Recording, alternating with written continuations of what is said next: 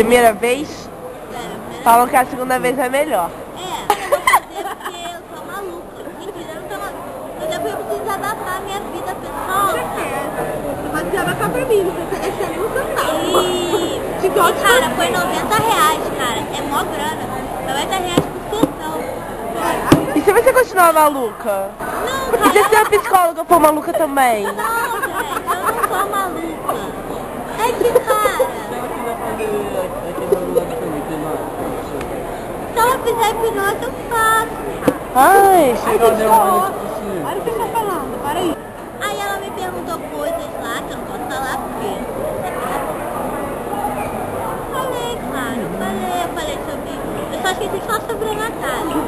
Eu quero essa polêmica. Mas eu expliquei, eu falei... Eu sou viado, eu sou a melhor amiga dela.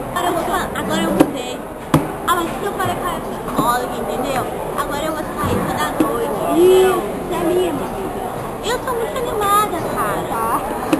Agora que eu tô com sono, sabe? Porque a vida é difícil. tá bom. Manda um beijo. Para todos os meus fãs. Nem falar.